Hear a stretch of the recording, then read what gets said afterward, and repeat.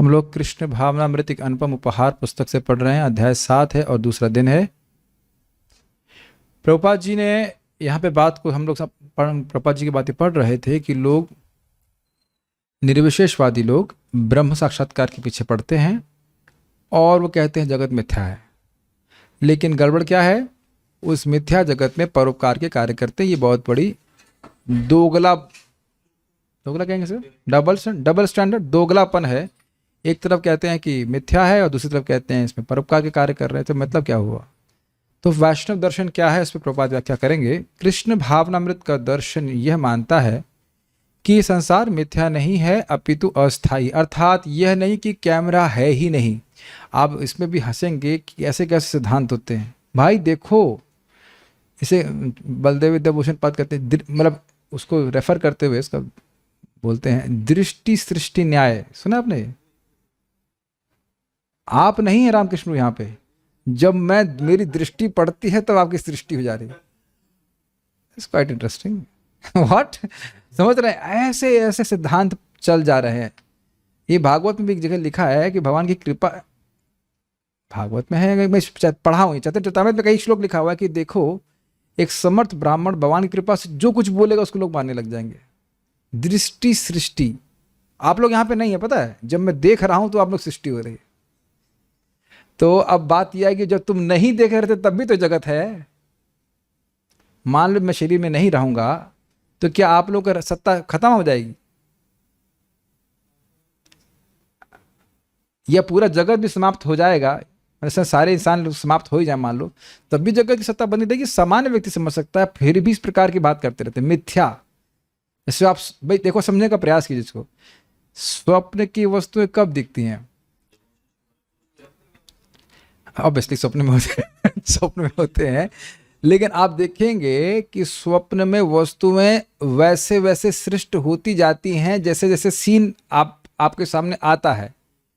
तो उस तरह से कह रहे हैं कि इसको भी स्वप्नवत है, बस आप जैसे जैसे देखते जा रहे हैं जगत में सृष्टि होती जा रही है। वास्तविक वस्तु कोई नहीं है, इसीलिए स्वप्नवत मिथ्या, ऐसा कोई अस्तित्व ही नहीं है। लेकिन ऐसा वैष्णव दर्शन नहीं कहता। वो कहते हैं कि नहीं, ये मिथ्या नहीं है अपितु अस्थाई है, शाश्वत नहीं है। ईश्वर ने यह जगत बनाया है और ईश्वर सत्य है, अतएव उनकी सृष्टि किस तरह मिथ्या हो सकती है? क्योंकि यह ईश्वर की सृष्टि है और ईश्वर परम सत्य है, अतएव यह सृष्टि भी सत्य है। हम केवल भ्रम के कारण इसे अन्यथा देखते हैं। क्या अन्यथा देखते हैं?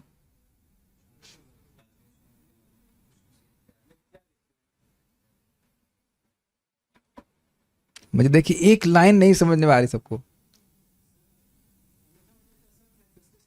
पहले ये बताइए, अच्छा चलिए रुक जाइए। मान लो आप कृष्ण भावना में नहीं आते, तो ये बताइए ये जगत ईश्वर की सृष्टि दिख रहा था? अब समझ में आ गया? देख रहे कितना सूक्ष्मता से आपको ग्रंथ पढ़ने होंगे। क्या ये जगत आपको ईश्वर की सृष्टि दिख रहा था? किसकी सृष्टि दिख रहा था? किसी की नहीं, अपने भोग के लिए है। तो अन्यथा समझ पा रहे माया क्या है? बड़ा देखिए, माया कई बार सुन चुके हैं, आज सुबह भी ये चर्चा हो रही थी। माया ये नहीं कि वो है ही नहीं भाई, अब आपका शरीर है ही नहीं। एक बार श्रील प्रभुपाद जी के शिष्य ने प्रभुपाद से कहा ये बड़ा अच्छा है, प्रभुपाद क्या हम सब लोग आध्यात्मिक जगत में हैं? क्या हम लोग खाली सोच रहे हैं कि हम भौतिक जगत में हैं? Are we only thinking that we are in material world? तो प्रभुपाद बोले, you are very much here तुम बहुत काफी मात्रा में तुम यहीं पे हो ये सब भी थ्योरी चलती रहती है कि हम स्वप्न देख रहे हैं और ऐसा है वैसा है, हम आध्यात्मिक जगत में ही हैं, इत्यादि इत्यादि। कहाँ की बात लोग सोचते रहते हैं। कहीं शास्त्र में ऐसा वर्णन नहीं है, श्रीमद् भागवत में तो नहीं है, और कहीं कोई अपने मन से लिख दिया हो तो पता नहीं, ऐसा कहीं कोई वर्णन नहीं है। हम लोग भौतिक जगत है और उसमें हम लोग हैं और दुख भोग रहे हैं। क्लियर है कि नहीं? तो हम ब्रह्म के कारण इसे अन्यथा देखते हैं, अर्थात भगवान से अलग देखते हैं, भगवान की सृष्टि के रूप में नहीं देखते। कई बार इस उदाहरण को दिया गया है, मैं फिर उदाहरण दे रहा हूं। अगर आप लोग एक सिंपल सी बात सोचिए, कैमरा यहां पे रखा है, सब लोग देख रहे हैं, क्या आप लोग सब मानते हैं कि आपका है? एक भी व्यक्ति नहीं मानता। आप लोग ईमानदार हैं इसलिए, होपफुली। ऐसा नहीं कि मान लो मैं पानी पीने चला गया और कहा चलो भाई पार कर दो इसको, महंगा कैमरा पार कर दो, उसकी मूंगफली खरीदेंगे, चाय पियेंगे, ऐसा तो कुछ नहीं है ना। लेकिन चोर अगर कोई मानो आ जाए तो उसकी दृष्टि यही रहेगी ना, कहाँ स्वामी इसके किनारे से जाए और हम लेके पार हो जाए। उसके सोच लेने से वस्तु उसकी थोड़ी ना हो जाएगी। बहुत स्पष्ट है, फाइन। जगत एक तत्व है लेकिन है अस्थायी तत्व। एक बात मैं बोलूंगा, आप में से शायद ही कोई व्यक्ति इसको स्वीकार कर पाएगा, और मैं भी नहीं। मैं इसलिए ये नहीं कह रहा हूं कि आप स्वीकार कर पाएंगे और मैं कर ले रहा हूं, हम दोनों ही लोग स्वीकार नहीं कर पाएंगे। जब ये जगत ही अस्थायी है तो इस जगत के लाभों की क्या वैल्यू है? And will hold here and let please think about it. जो भी हृदय में इच्छा आ रही है, हम नहीं कह रहे से हटा दीजिए या जो कुछ भी कर दीजिए, लेकिन ये बात सत्य है कि उससे जो भी हमको फल प्राप्त होना है वो बहुत क्षणिक है, अत्यंत क्षणिक। और हम देखेंगे कि हमारा मन किस प्रकार से उसको एकदम पकड़ लेता है। प्रभुपाद जी इसी को कहते हैं असदग्राहा, सदा समुद्विग्न असदग्रहात, इसे शब्द है ना, धियाम असदगृहात। हमारी बुद्धि में जो कष्ट है, परेशानी है, वो इसीलिए है कि हम हैं शाश्वत प्राणी और पकड़े हुए हैं अशाश्वत वस्तुओं को, असद वस्तुओं को। क्या सब इसको देख पा रहे हैं? कोई आसक्ति नहीं है इस जगत में। ऐसा नहीं कहिए कि मैं भी नहीं बोल रहा हूं कि मेरी नहीं है। And it is very interesting. Intelligence शास्त्र श्रवण करके बोलती है इसकी कोई वैल्यू नहीं है, कुछ दिन के लिए फिर चला जाएगा, लेकिन उसमें हम आसक्त रहते हैं, चाहे यश हो चाहे जो भी आप जोड़ लीजिए। जब सोचिए पूरा जगत ही अस्थायी है और हम शाश्वत हैं, तो जगत की कौन सी वस्तु इसका मूल रखें? है ना, बड़ा ये इसे difficult pill to swallow, but that's a fact. मनुष्य इस संसार की किसी भी वस्तु को अपनी संपत्ति होने का दावा कर सकता है, लेकिन ये दावा झूठा है। मैं इसको थोड़ी अलग तरह से पढ़ता हूं। मनुष्य इस संसार की किसी भी वस्तु को अपनी संपत्ति होने का दावा कर सकता है। कुछ सुनाई पड़ रहा है मैं क्या कह रहा हूं? आप समझ पा रहे हैं मैं किस तरह से बोल रहा हूं? क्या समझ में आ रहा है? मनुष्य इतना बेवकूफ है समझ में आया? हम लोग इतने बेवकूफ हैं कि जो वस्तु किसी भी तरह से उसकी नहीं है, उस किसी भी वस्तु को बोलेगा ये मेरी है। अब आप बुरा मत मानिएगा, बुरा मत मानिएगा मतलब जिन्हें शादी नहीं हुई हो तो बुरा मानेंगे नहीं, जो हो चुकी है वो बुरा मानेंगे। कि जिससे कोई संबंध नहीं था, है कि नहीं, जिस लड़की से कोई संबंध नहीं था उसको पूरा टाइम बार बार संबंध होता है ये तो मेरी है, और जिस लड़के से कोई संबंध नहीं था उसको भी मानने लगता है, वो लड़की मान लेती है मेरा है। क्या ये बात नहीं होती है बताइए? उसी प्रकार से फिर उसके बाद संतान आने लग जाती है, तो संतान में वो कौन जीव है, वो पिछले जन्म का शत्रु है, मित्र है, क्या है, उदासीन है, ये कौन जानता है? ये तो नहीं करते हम। और कितनी प्रकार आसक्ति बनी रहती है, और जिन भगवान से वास्तविक संबंध है उधर हम ध्यान नहीं दे रहे।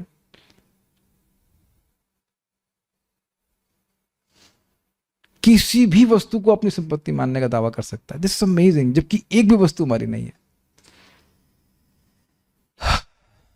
यह तथ्य है कि यह संपत्ति किसी की है लेकिन है ईश्वर की। ईशावास्यम इदम सर्वम। इसका अर्थ यह नहीं है कि यह संपत्ति मिथ्या है, मेरी नहीं है, लेकिन ऐसा नहीं कि किसी की नहीं है। यदि कुछ मिथ्या है तो इस संपत्ति के लिए किया जाने वाला दावा मिथ्या है, क्योंकि यह इस गर्वित मिथ्या भावना पर आश्रित है कि व्यक्ति खुद ही उसका स्वामी या ईश्वर है। अब मैं फिर उसी एग्जाम्पल पे आ रहा हूं जो भी हमने शादी वाला एग्जाम्पल दिया। तो क्या कोई शादी नहीं करेगा, या किसी को शादी नहीं करनी चाहिए? तो क्या मैं क्या बोलना चाह रहा हूं? एग्जाम्पल दिया गया था शादी का, बाकी मकान बांधने का या और कुछ, क्या मकान नहीं बांध सकता है व्यक्ति? जिएगा क्या, धूप में सोएगा पेड़ के नीचे? तो यह सब बातें तो बड़ी अव्यवहारिक लग रही है वैष्णव की। ऐसा लग रहा है तो किसी शादी नहीं करने देंगे, किसी को पेड़ ही नहीं, सॉरी पेड़ नहीं, घर ही नहीं बांधने देंगे, सब पेड़ के नीचे रहें। क्या ये बोला जा रहा है? स्वामित्व की भावना छोड़नी पड़ेगी। आप देखो ना, जितने भी नॉन डिवोटी पेरेंट्स हैं वो क्या बोलते हैं, हमारे बच्चे हो तुम भक्ति क्यों करोगे, हमने तुमको जन्म दिया है। ऐसा लग रहा है हर सेल को जोड़ जोड़ के वही डम बनाए हैं।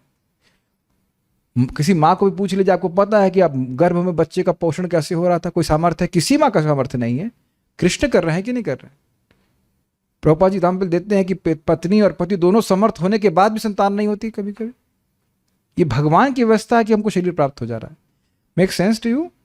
इस स्वामित्व की भावना हमको त्यागनी है। घर हमने बनाया, अच्छी बात है, तो घर में आप भगवान को रखिए, मंदिर बनाइए, और प्रमुख स्थान सब कुछ कृष्ण का है, इसलिए उनको छोटे कोने में नहीं रखना चाहिए, है कि नहीं?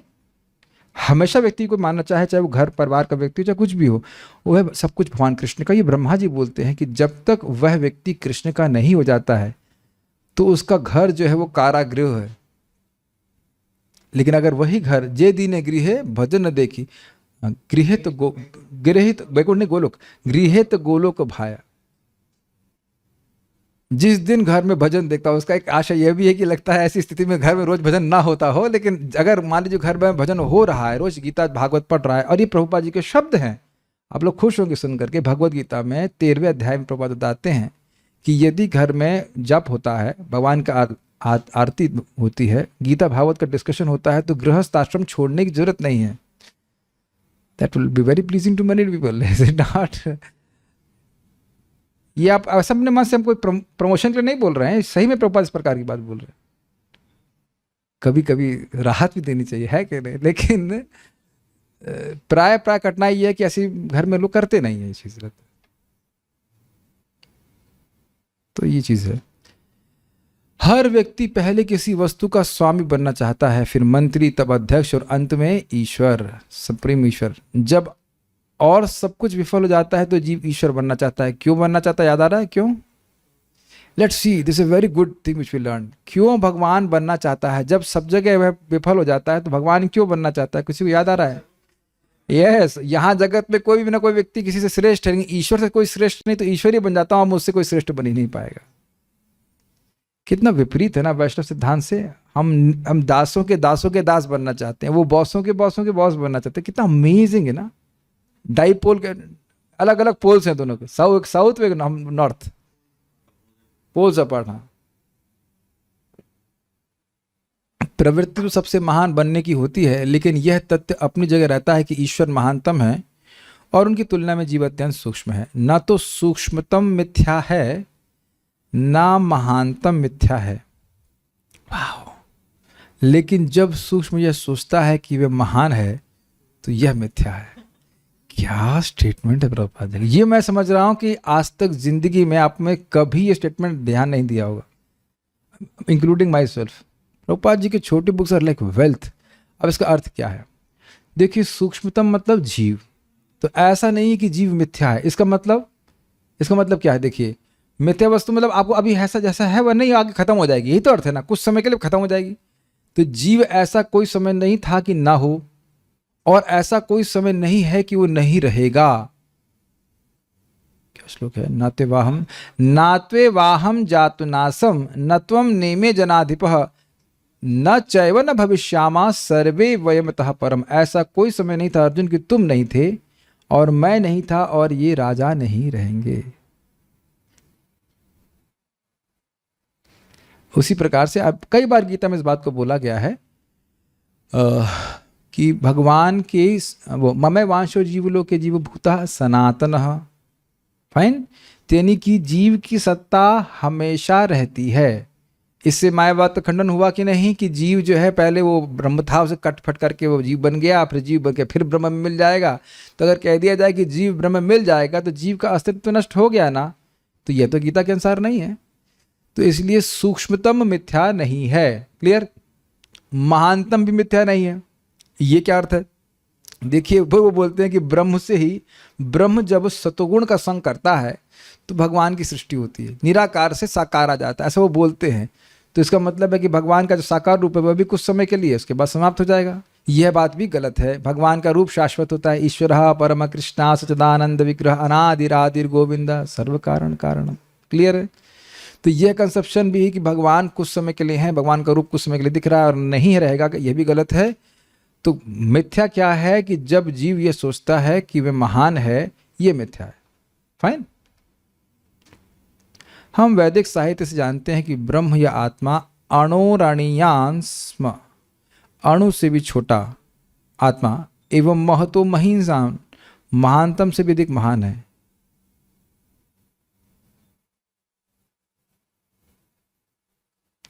ये श्लोक तो शायद सुने होंगे, लेकिन कुछ समझ में आ रहा है? यस, छोटे से छोटे हैं जीव और बड़े से बड़े हैं भगवान। ये है जहां तक हम कल्पना कर सकते हैं, जिसके अनुसार जिस आकाश में यह ब्रह्मांड है वह महानतम है। लेकिन कृष्ण ने अपने मुख में लाखों ब्रह्मांडों के दर्शन कराए हैं। भगवान की महानता उनके अंश रूप जीव की समझ के बाहर है। जीव के रूप में हम अत्यंत सूक्ष्म हैं और भगवान अनंत हैं। निसंदेह व्यक्तिगत आत्मा का परिमाण इतना सूक्ष्म है कि यह देखा नहीं जा सकता। यहाँ तक कि अपनी भौतिक इंद्रियों से भी उसकी अनुभूति कर पाना भी असंभव है। अतएव कहा जाता है कि आत्मा परमाणु से भी अधिक सूक्ष्म है। क्लियर? अणोण अरियाम का अर्थ है छोटे से भी अत्यंत छोटा, और वो कौन है? इजी। क्योंकि जीव तथा परमेश्वर कृष्ण दोनों ही आत्मा हैं, अतएव गुणात्मक दृष्टि से वे समान हैं, किंतु परिमाणात्मक दृष्टि से ईश्वर महान है और जीव सूक्ष्म है। इस तथ्य को वैदिक सूचना के आधार पर तुरंत स्वीकार किया जा सकता है। भाई ये बात समझ में आई आपको? इस पे प्रकाश डालेंगी भरतपुर से आए हुए कृष्ण हलादनी माता जी। जीव गुणात्मक दृष्टि से भगवान के समान है, इसका क्या अर्थ होता है? और परिमाणात्मक दृष्टि से ईश्वर महान और जीव सूक्ष्म है, इसका क्या अर्थ है? कोई उदाहरण आपको पता है इसके बारे में? समझ में आया कि नहीं आया बात? नहीं आया तो फिर कोई बात नहीं पूछेंगे। आया बात नहीं समझ में आया? थोड़ा थोड़ा देखिए, मैं आपको हेल्प करता हूँ। चिंगारी और अग्नि, ये उदाहरण आपको याद है? नहीं याद है? समुद्र का पानी और समुद्र की बूंद। तो समुद्र की बूंद को आप चखोगे तो कैसा आपको मालूम चल जाएगा समुद्र का जल कैसा है। लेकिन अब ऐसा नहीं कि बूंद में डूब जाएंगे हम, लेकिन समुद्र का परिमाण बहुत अधिक है। फाइन। तो जीवात्मा और भगवान गुणात्मक रूप से एक है, लेकिन जीव बहुत छोटा है और भगवान बहुत बड़ा है। मुश्किल है समझने में। और अग्नि वाला एग्जाम्पल बताइए कोई, एक मिनट किसी को पूछता हूँ। चिंगारी बहुत छोटी है और अग्नि बहुत बड़ी है, लेकिन गुणात्मक रूप से सेम है। फाइन।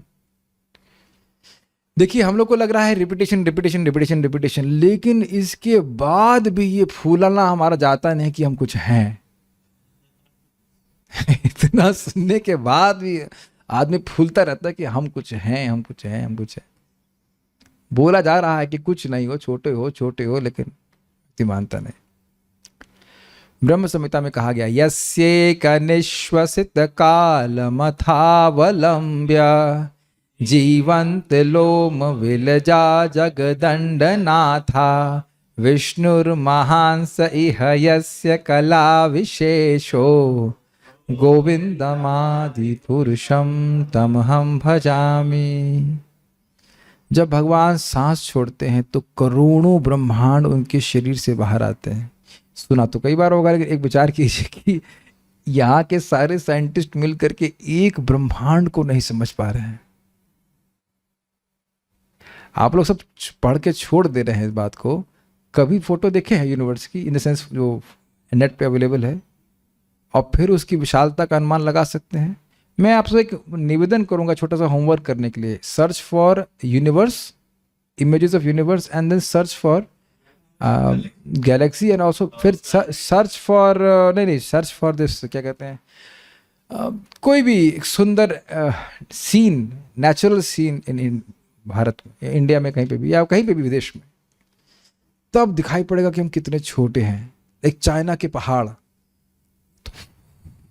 कितने किलोमीटर में फैले हुए हैं, उसमें कितने जीव होंगे, या हिमालय के क्षेत्र में कितने जीव होंगे, भारत में कितने जीव होंगे।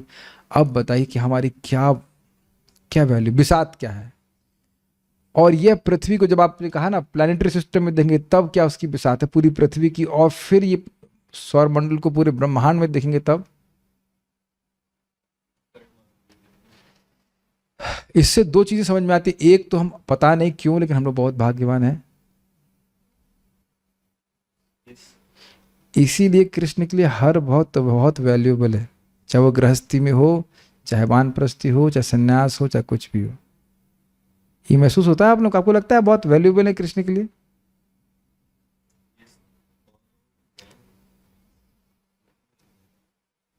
आप ये मानते हैं कि अगर कोई भी बहुत बड़ा व्यक्ति आपको बहुत वैल्यू दे तो आप बहुत आकर्षित होंगे,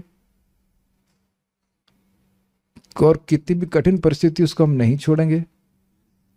लाइक यस बोल रहे हैं, बाकी हम ऐसा देखते हैं।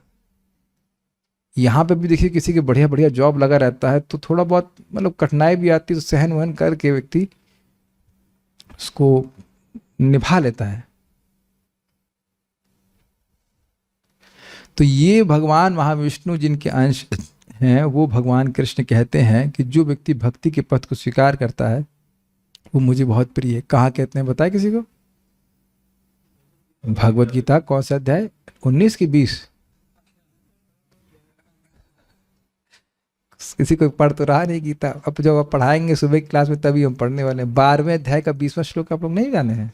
ये तू धर्मामृतमिदम यथोक्तम पर्युपासते। कितना इनडाइजेस्टिबल है ना ये बात। करोड़ों करोड़ ब्रह्मांड जिनसे निकल के आते हैं और जो महाविष्णु इनके अंश हैं, वो कृष्ण हमसे प्रेम का बर्ताव चाहते, प्रेम का आदान प्रदान करना चाहते। It's very difficult to accept that. अच्छा, मैं ऐसा नहीं कह रहा हूं कि आप लोग समझ नहीं पा रहे और मैं सब समझ गया हूं।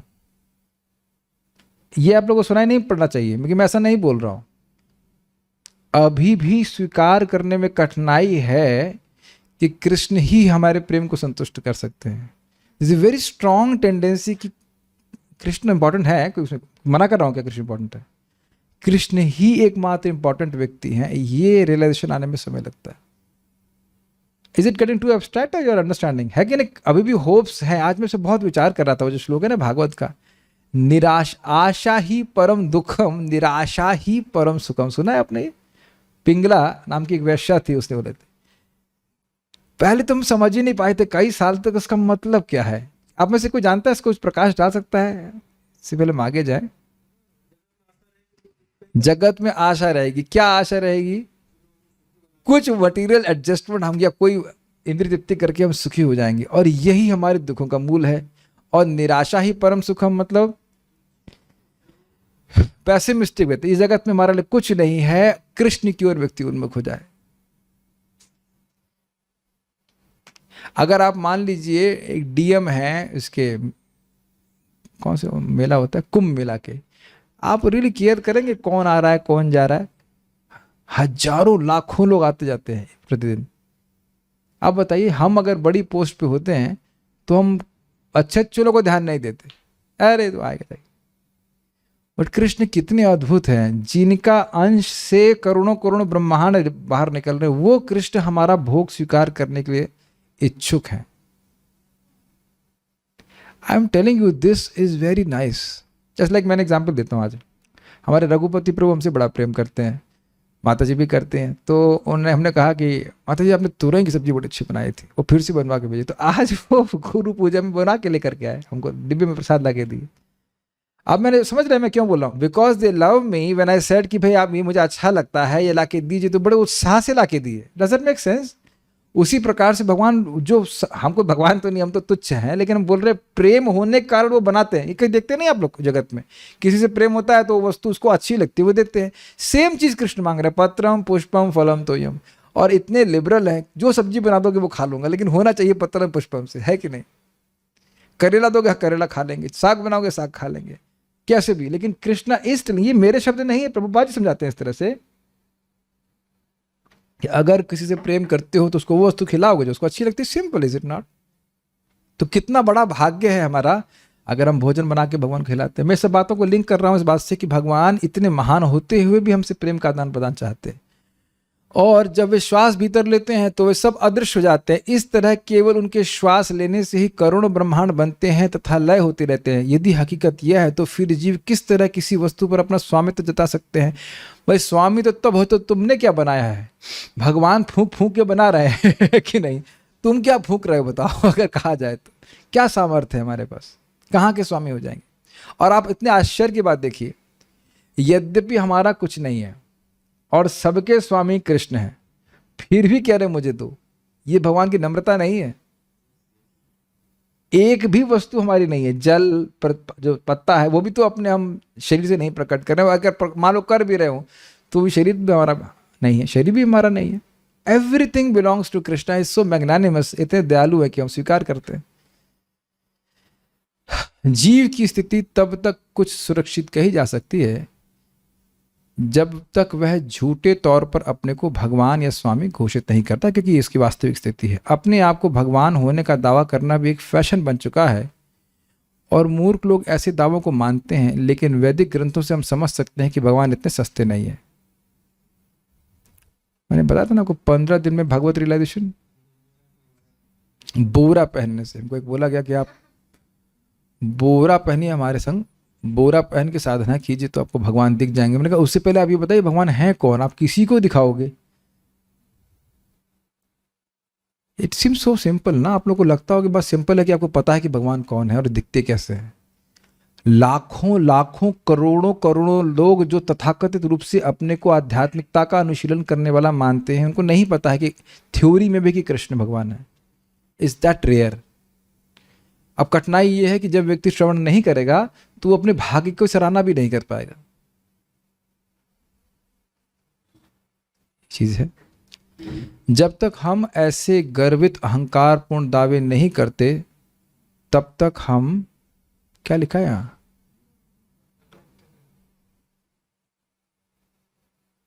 Can you see the depth of this treatment? केवल कृष्ण की शरणागति को स्वीकार करना ही मुक्ति का मार्ग है। इसके अलावा कुछ भी स्वीकार करते हैं वो हमारी स्वरूपगत स्थिति से अलग होगा। मेरी बातें इजी है। Anything we accept ourself as apart from being servant of the lord is binding, बस ये कहा जाए। अगर अपने आप को कृष्ण के सेवक के अलावा कुछ भी पहचान हम पकड़ रहे हैं तो बंधन में डालेंगे। उस पहचान के अनुसार कार्य करेंगे और कार्य करेंगे तो बंधन पड़ना है। और आप एक विचार कीजिए, ये बड़ी अमेजिंग कंसेप्ट है। हम लोग अभी अविद्या से निवृत्त नहीं हुए हैं, नहीं हुए कि नहीं? अभी भी मान रहे हैं कि मैं स्त्री हूं, पुरुष हूं, इत्यादि इत्यादि। लेकिन ये मान लें कि मैं कृष्ण का दास हूं और कृष्ण की सेवा में लग जाएं तो मुक्त हो जाएंगे। Is it bewildering? ये बात सच समझ नहीं पा रहे होंगे आप लोग। क्या आप भी आप मुक्त हो गए कि हम पुरुष हैं, इस भावना से मुक्त हो गए? माता जी लोग मुक्त हो गए कि हम माता जी हैं। लेकिन ये स्वीकार कर ले सिद्धांतिक रूप से कि मैं कृष्ण का दास हूं और कृष्ण की सेवा करने लग जाए तो मुक्त हो जाएगा। इसे कहते हैं जीवन मुक्ति। I don't know if it is getting it. वास्तव में मुक्ति की खोज करने की कोई आवश्यकता नहीं है, लेकिन जब तक मनुष्य यह सोचता है कि मैं ये शरीर हूं तब तक वह मुक्त नहीं है। मुक्ति का अर्थ है यह भली भांति जानना कि मनुष्य का आत्मा शरीर से सर्वथा भिन्न है। अतः सुखदेव गोस्वामी ने कहा, प्रायश्चित्तम विमर्शनम, ज्ञान का विकास करो, वही तुम्हें राहत प्रदान करेगा। हमारा ज्ञान तब पूर्ण होता है जब हम जान लेते हैं कि हम आध्यात्मिक स्फुलिंग के अत्यंत सूक्ष्म कण हैं और ईश्वर परम महान आध्यात्मिक सत्ता है और हमारी समस्त आवश्यकताओं को पूरा करने वाले हैं। एको बहुनाम यो विदधाति कामान। अपने को अत्यंत सूक्ष्म कण ईश्वर का अंश जानते हुए हम ये समझ सकते हैं कि हमारा कर्तव्य ईश्वर की सेवा करना है। Got the point? सारा कुछ बात मैंने बोला। यद्यपि हम अभी तुरंत इस भावना से मुक्त नहीं हो पा रहे हैं कि मैं ये शरीर हूं, सिद्धांत में हमने सुन लिया, लेकिन यह स्वीकार करने में क्या कठिनाई है कि कृष्ण ही है जो हमारी सारी आवश्यकताओं को पूर्ण कर रहे हैं। अब एक बात सोचिए, एक सिंपल सी बात है कि एक गृहिणी, हाउस वाइफ जो कहा जाए, उसको ये पता रहता है ना कि हमारी सारी आवश्यकता पति पूरा कर रहे हैं। Is it not? तो सहज रूप से गृहिणी पति की सेवा करेगी। I mean if she is trained properly. इसमें कुछ ऐसा कोई विशेष बात तो नहीं है। क्यों करेगी बताइए? सिंपल। Is it not? ये पति हैं, ये पालन कर रहे हैं, इनकी हम सेवा करेंगे और किसी की सेवा करें बताइए?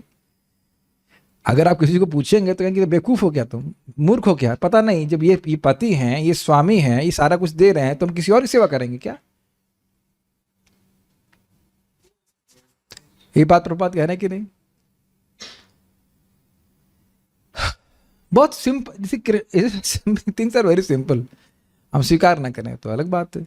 एको बहुनाम यो विदधाति कामान। अकेले कृष्ण ही सभी जीवों की इच्छा पूरी कर रहे, तो हम कृष्ण की इच्छा क्यों ना पूरी करें, कृष्ण को सुखी क्यों ना करें बताइए? फाइन। इसीलिए प्रपात एंड में कह रहे हैं हमारा कर्तव्य ईश्वर की सेवा करना है। ईश्वर समस्त सृष्टि के समस्त ब्रह्मांड के केंद्र हैं, वे ही भोक्ता हैं और हम उनके सेवक हैं। जब ये सिद्धांत स्पष्ट हो जाता है तो हम मुक्त हो जाते हैं। अब आज सुबह क्लास के बाद एक भक्त पूछ रहे थे कि प्रभु जी, मन में हम मानते तो हैं ये हम सेवक हैं भगवान के, लेकिन फिर मन में आता है कि इतना तो चलता है। समझो इसका अर्थ, इतना तो इतनी इंद्रिय तृप्ति तो चलती है, ऐसे कहना चाहिए। हमने कहा देखिए ये आपका चुनाव है, हम सबका चुनाव है कि अब हम बंधन में पड़ना चाहते हैं कि हम मुक्त होना चाहते हैं। यही बात आज सुबह की क्लास में चल रहा था। अविद्या क्या करती है पता है? किसी को याद रहा आज मैं क्या बात किया? अविद्या क्या करती है? हमारे विजन परसेप्शन को नष्ट करती है और वास्तविक स्वरूप को बुलाती है। एक बात आप लोग अभी भी नहीं बोल रहे हैं,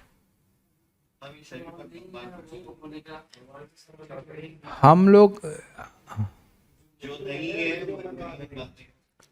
जो है वो दिखता नहीं है और जो नहीं है वो मान लेते हैं। तो हम कृष्ण के सेवक हैं ये दिखाई पड़ रहा है? ये नहीं दिखाई पड़ रहा है। और कृष्ण की सेवा में कितना सुख है ये नहीं दिखाई पड़ता। मैं बोल ही रहा हूं कि सबको इस प्रकार से दिख भी रहा है। अब ये हाथ खड़ा करने की जरूरत नहीं है कि हमने भक्ति में आने के बाद भी इंद्रिय तृप्ति की है या कंटिन्यू कर रहे हैं।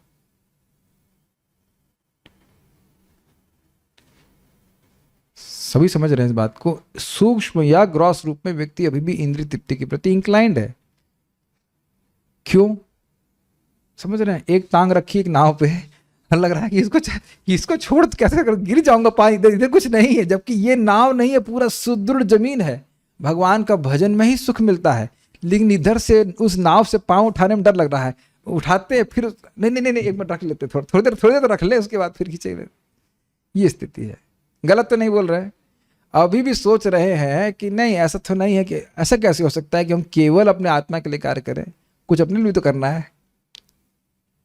अपना मतलब समझ गए? केवल आत्मा के लिए करते रहे, अपने लिए कुछ नहीं करेंगे। ये मन बोलता है कि नहीं बोलता है?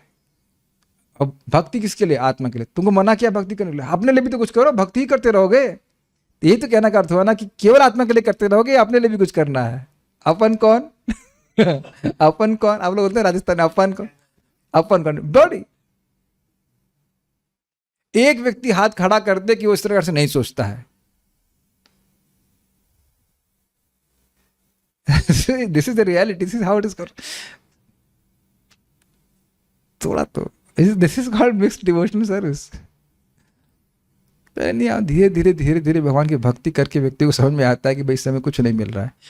इसमें कोई अपने को क्या कहते हैं निराश होने की जरूरत नहीं है। सभी लोग 100% नॉन डिवोटी से शुरू करते करते 80% non devotee, 50% non devotee, 60% non devotee, ऐसे करके। प्रभुपाद जी बोलते हैं as long as somebody has material desires to that extent is a non devotee. He is a non devotee to that extent. ऐसा नहीं कि डिवोटी है ही नहीं, लेकिन ऐसा कृष्णा आओ बेटा शुभजीत, तो हम भगवान बनाते हैं 2 मिनट के लिए। तो आप बोलिए सर्वधर्मान परित्यज्य, बोलिए आप। चाबी दे दी कृष्ण, लेकिन मोबाइल मेरे पास। ठीक है, समझ आ गया। विल गिव 10% टू कृष्णा, फिर देखते हैं कितना रिटर्न्स मिलते हैं। अच्छा बोले चलो फिर 20% देते हैं। धीरे धीरे करके व्यक्ति को समझ में आता है कि नहीं धर्म नहीं कर। ठीक है, धीरे धीरे वी बिकम डीकंस्ट्रक्टेड। आपको 2 मिनट के लिए भगवान बना, अच्छा लगा ना आपको भगवान? नहीं। मुक्ति का अर्थ है समस्त मिथ्या धारणा से छुटकारा। ऐसा नहीं कि मुक्ति के बाद मनुष्य के 10 हाथ हो जाते हैं। श्रीमद् भागवत में मुक्ति की परिभाषा इस प्रकार दी गई है, मुक्तिर हित्वा अन्यथा रूपम स्वरूपेण अवस्थिति। मुक्ति का अर्थ है छोड़ देना, तथा अन्यथा रूपम का अर्थ है जीवन की मिथ्या धारणाओं को बताने वाला। इसका अर्थ यह हुआ कि जब मनुष्य समस्त मिथ्या धारणा को त्याग कर अपनी मूल वैधानिक स्थिति को प्राप्त होता है तो वह मुक्त कहलाता है। तो कभी भी आपने सुना होगा कि ये प्रवचन जो है स्वरूप सिद्ध व्यक्तियों से सुनने चाहिए। तब इसका मतलब क्या है? जो अपने स्वरूप में स्थित हैं। इसका अर्थ क्या है? इसका अर्थ है कि वो समझ रहे हैं कि हम भगवान के सेवक हैं और भगवान के अनुसार कार्य करेंगे। देखिए, प्रवचन करता मान लो समझ रहा है कि वो भगवान का दास है, तो एक बात तो वो जरूर ध्यान रखिएगा कि वो बात कभी नहीं बोलेगा जो भगवान को पसंद नहीं हो। अब उसे परम सिद्धि प्राप्त हुई है वो नहीं हुई है उसकी बात नहीं है। साधक भी भगवान समझते हुए कि मैं सेवक हूं कृष्ण का, तो ऐसी बात नहीं बोलेगा जो कृष्ण को पसंद नहीं हो। Does that make sense? तो जो व्यक्ति ये भी नहीं समझ रहा है सिद्धांत में कि मैं कृष्ण का सेवक हूं, अलंग अलंग कुछ भी बोल देगा। मैंने एग्जाम्पल दिया था ना आपको, कुंभ मेला हुआ, हमें उस सच्चिदानंद की प्राप्ति करनी है, हम लोग उस सच्चिदानंद को प्राप्त करेंगे। तो किसकी बात कर रहा है वो किसी को नहीं बता रहा है। तो आप लोग प्लीज समझने का प्रयास कीजिए, उसके भेजे में है ही नहीं कि वो सच्चिदानंद कृष्ण है। एक बार उसके मुख से कृष्ण नहीं निकला, एक को बार नहीं निकला। और देखिए प्रभुपाद जी कितनी बार अपने बुक्स में कृष्ण कृष्ण कृष्ण बोल रहे हैं। इज वेरी क्लियर हम किस सच्चिदानंद की प्राप्ति करना चाहते हैं। आप लोग उसको सब शायद नहीं लाइक एक्सपीरियंस कर पा रहे। जो लीडर है उसके दिमाग में गोबर भरा हुआ है, लीडर के दिमाग में कृष्ण आ ही नहीं रहा है। सच्चिदानंद सच्चिदानंद बोल रहा है, एक बार भी नहीं बोला कि Krishna. Extreme envy, extreme envy. आप पता नहीं मैं इसको एक्सप्लेन कर पा रहा नहीं कर पा रहा हूं। एक बार भी कृष्ण मुख से नहीं निकला। आप देखो भक्तों, किसी प्रवचन में कुछ ना बोल पाए तो कृष्ण कृष्ण तो बोलता है कम से कम। कैन यू एक्सपीरियंस और can you accept their envy? ये स्वीकार ही नहीं करते कि तुम, हम लोग भगवान के दास हैं। महाराज बार प्रवचन में कह रहे थे, क्या तुम लोग वैष्णव लोग नम्र बने रहते हो, डरपो कहीं के, हम दासों के दास हैं, भीरू बने, अपनी महिमा में आओ। तुम्ही से सत्ता चल रही है पूरी जगत की, ये है वो है, ऐसा करके बोलते हैं। कॉन्फिडेंस लीजिए आप। और मेरा एक मित्र था, तो वो डिवोटी है, पहले बापू जी किताब पढ़ते थे, तो एक किताब ऐसे लिखा था, कहता इसको पढ़ के बहुत कॉन्फिडेंस आता है। हमने कहा अच्छा, हमने कहा कुछ आईटी के लिए हम भी कॉन्फिडेंस जोड़ लें इसमें। तो उसमें लिखा हुआ था तुमसे ही हवा चल रही है, तुमसे ही ये अग्नि जल रही है इत्यादि। हमने कहा हमसे तो कुछ नहीं पूछा जा रहा, इज इट नॉट? मुझे तो कुछ रिलेट नहीं कर पाया। भागवत में भगवान बोलते ना कि मत भयात वातो वातो यम सूर्य तपति मत भयात इत्यादि, मेरे भय से वायु चल रही, तो उसको मत मत अपने पे लगा दिया। अरे उससे मैं क्या मजाक, मुझसे बोलो तुम्हारी तो अपान वायु भी तुम्हारे हाथ में नहीं चल रही है कि नहीं? अगर कह दिया जाए कि बाकी वायु तो छोड़ देती है कि नहीं, कंट्रोल तो कुछ कर नहीं सकते। बेवकूफ है मतलब। और कितना जीव मतलब क्या कहते हैं, छोटा है लेकिन इतने बड़ी बड़ी बातें करना इज टू मच। क्षमा कीजिएगा, हम ऐसी बात नहीं बोलनी चाहिए, लेकिन गुस्सा जाता है। बेवकूफी की बात क्यों करते हैं? और किताब छाप छाप करके जो मूर्ख जनता वो मान भी लेती है। मेरा मित्र कन्विंस था इस बात से कि उनसे सूर्य उग रहा है, ये हो रहा है। हमने कहा हमसे तो नहीं पूछ के उग रहा है, और तुमसे पूछ के उग रहा है तो हमसे पूछ के क्यों नहीं उग रहा है? ये भी सोचने वाली बात है। अगर आपसे सूर्य पूछ के उग रहा है तो मुझसे पूछ के क्यों नहीं उग रहा है? मैं तो चाहूंगा कि 8 बजे सूर्य उगे कि नहीं, हमसे तो पूछ नहीं रहा है, तो उठ जाता है कि नहीं। बेवकूफी की बात एकदम से कहना चाहिए। पता नहीं लोग कैसे स्वीकार कर लेते हैं। ये कलयुग है। मैं तो सोच रहा था कि एक्चुअली कलयुग की प्रीचिंग आसान होनी चाहिए, क्योंकि लोग कुछ भी स्वीकार करते नहीं। जब कुछ भी स्वीकार कर सकते तो सत्य स्वीकार करने में क्या दिक्कत? सत्य समझ में नहीं आता। ओके, श्रीमद् भागवत में भी यह है। इसीलिए आप लोग कई बार सुना होगा कि ये मुक्त हो जाता है, मुक्त हो जाता है, नाम उच्चारण करता है मुक्त हो जाता है। इसका अर्थ क्या है? इसका अर्थ है कि वो मुक्ति के पथ पे आ गया, तुरंत वैष्णव का संग हो गया, मुक्ति के पथ पे आ गया, धीरे धीरे वह क्रमशः मुक्त होता चला जाता है। श्रीमद् भागवत में भी ये कहा गया है कि ज्ञान प्राप्ति से मनुष्य तुरंत मुक्त हो जाता है। यह ज्ञान अत्यंत सरलता से प्राप्त किया जा सकता है, क्योंकि यह सरल है। ईश्वर महान है और मैं अत्यंत शूद्र हूँ। वे समस्त आवश्यकताओं की पूर्ति करने वाले परम स्वामी हैं और मैं उनका दास हूँ। भला इसको कौन चुनौती दे सकता है? It's very simple point. अब आप देखना, ये आपको सिंपल लगता है और मायावादी तो खोरा जाएंगे उसके ऊपर। हम दास क्यों बनेंगे, हम भगवान हैं, इत्यादि इत्यादि। यह है तथ्य है। इसीलिए हम तो मैंने पहले बोल चुका हूं इस बात को। हम देखे हैं किस प्रकार से अब देखने में तो मायावादी लग रहे थे, सन्यासी थे, और वो भागवतम क्लास चल रही है और दर्शन करने के लिए आते हैं तो देख रहे हैं वैसे भगवान को। मतलब मैं ही हूँ ऑल्टर पे, अपने को क्या प्रणाम करना, एकदम आंखों से देखा। आपने भी देखा, कभी प्रणाम नहीं करते भगवान, भगवान को भी प्रणाम नहीं करते मायावादी सन्यासी। नमो Narayan, I am Narayan.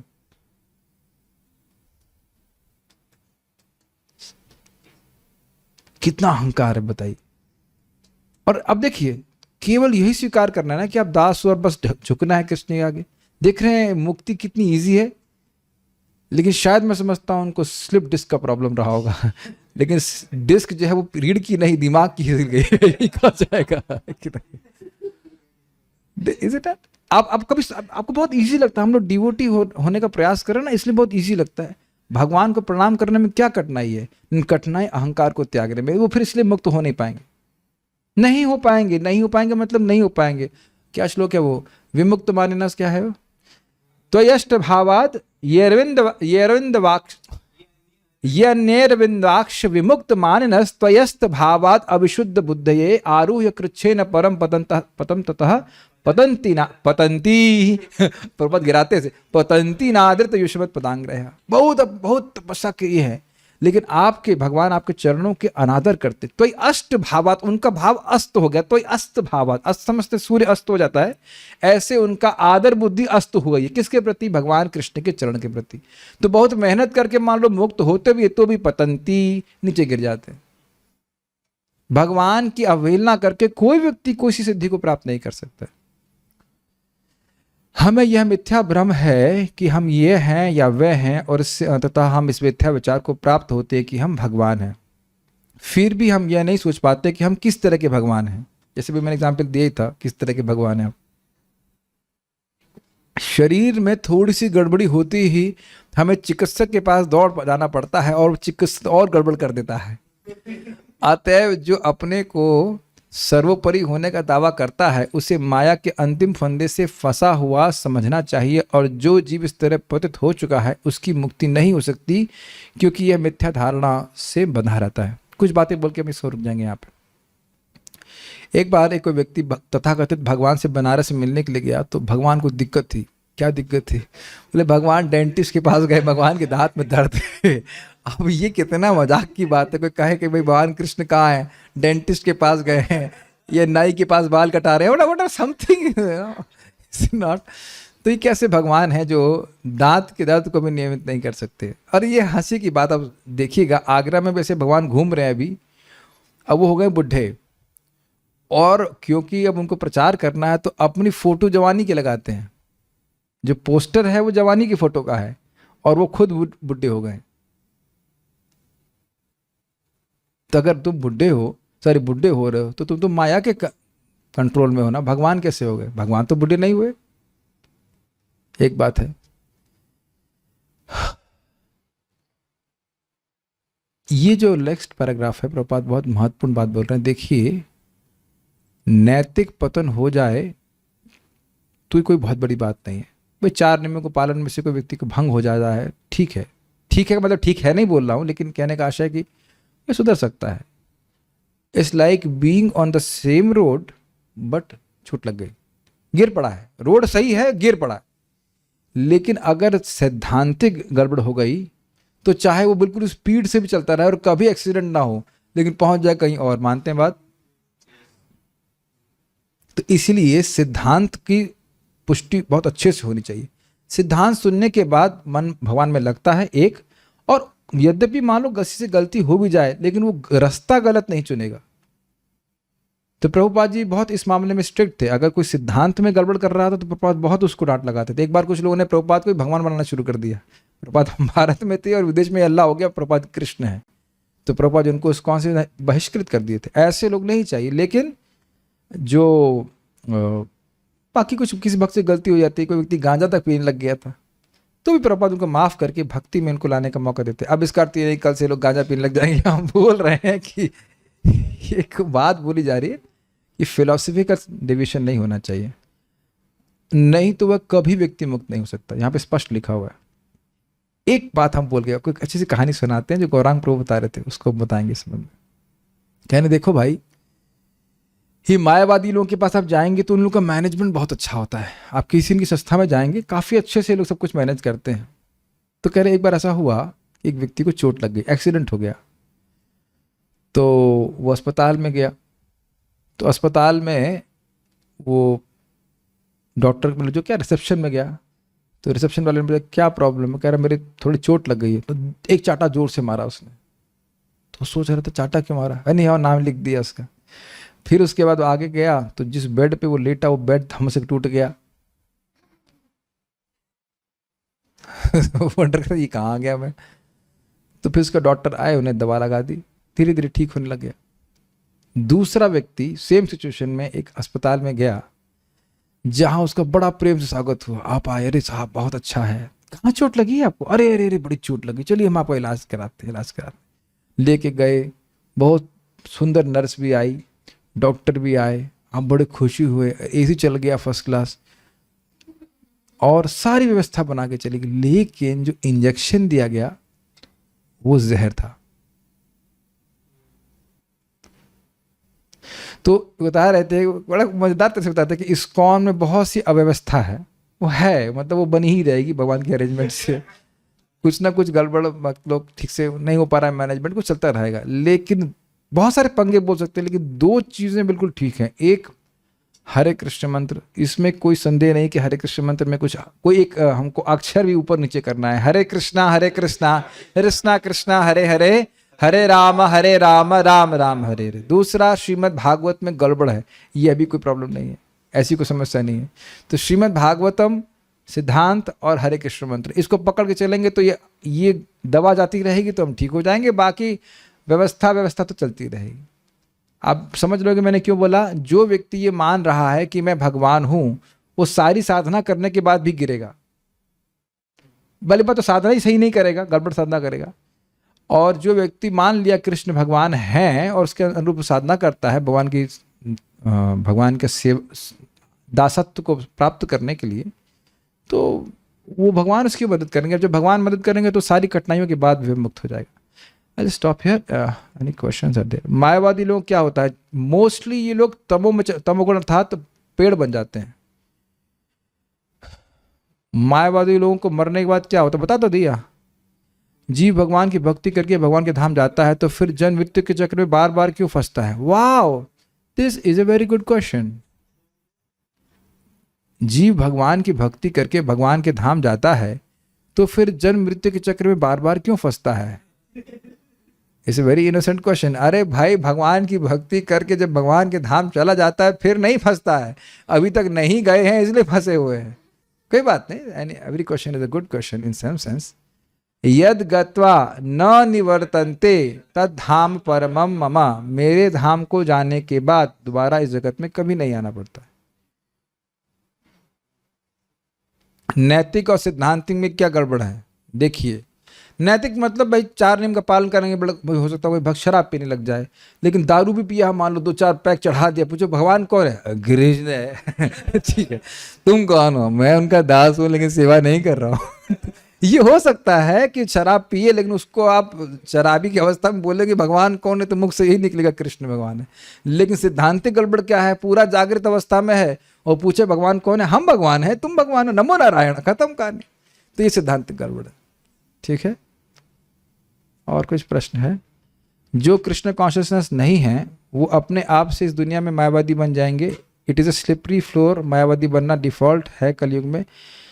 Kind of भक्ति नहीं कर रहे हैं तो यही प्रचार चल रहा है ना कि सभी भगवान है। आपने सुना होगा, ये प्राय यही प्रचार होता है कि तुम जिसको मान लो वही भगवान है। ये मायावादी है, क्योंकि वो कहते हैं एक निराकार ब्रह्म है जिससे सारे देवी देवता भगवान सब आए हुए हैं, तो किसी को मान लो, ऐसे कोई दिक्कत, वहीं पहुंच जाओगे। ये नहीं बताते कहाँ पहुंच जाएंगे, लेकिन वहीं पहुंच जाओगे। ये बात तो यही बात मायावादी। और कुछ क्या है?